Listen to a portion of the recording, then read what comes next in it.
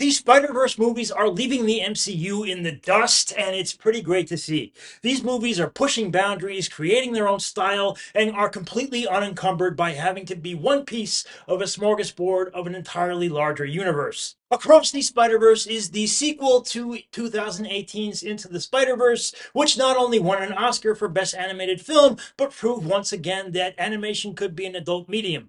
Coming from Phil Lord and Christopher Miller, these two guys are proof that you can be entertaining while not dumbing anything down. But there's also a great emotional component to their films. They really take the time to develop that feeling of isolation and the divide being Spider-Man now has on Miles Morales, who is again voiced by Shameik Moore. He's still working everything out, making mistakes, and having even bigger trouble staying connected to the people in his life, particularly his parents. The only one who really understands what an undertaking that is Gwen, who's voiced by Haley Steinfeld, who lives in another dimension and has her own struggles with her police captain dad.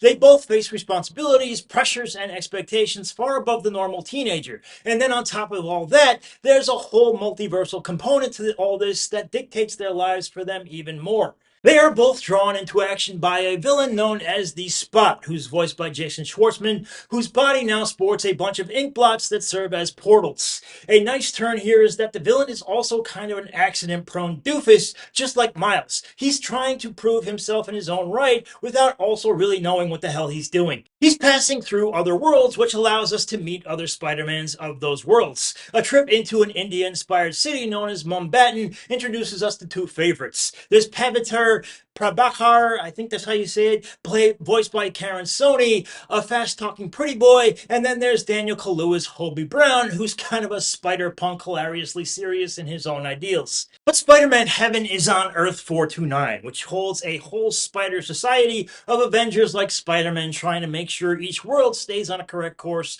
or else the universe faces certain ruin.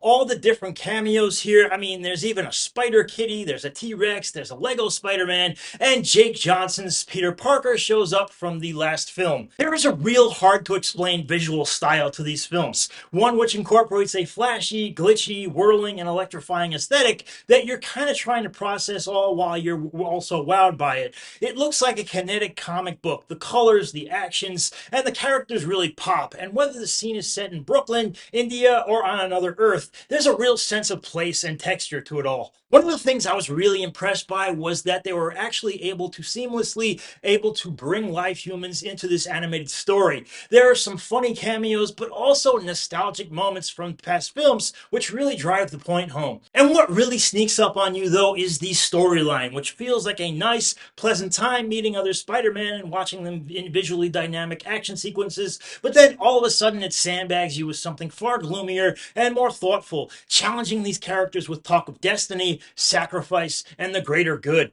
Oscar Isaac is fantastic as the world's most haunted and serious Spider-Man, Miguel O'Hara, and Issa Rae as his enforcer, Spider-Woman. They both come in hot later on and send us on a course both unexpected and gloomy. This actually got me very excited, and the best way I can describe it is like the scene in Back to the Future 2 when Marty gets back only to realize that shit has really gone ass backwards. There's just a great sense of dread that's going to leave people salivating for the next movie coming in March of next year. Everything about this movie really should. From the voice cast, which gives great emotion to these characters, particularly Lauren Luna Velez, who plays Miles' mother in the movie, to the visuals, to the action, the storytelling. This is great entertainment. Proof that it's not comic book genre itself that's fatigued, but it's the run-of-the-mill sort of assembly line approach that is. And that's why I'm going A-, guys. But that is my opinion. Let me hear yours down below there. Also, if you could, please hit that subscribe button, please hit that like button, and I hope to see you back next time. Thank you so much for watching. Bye-bye.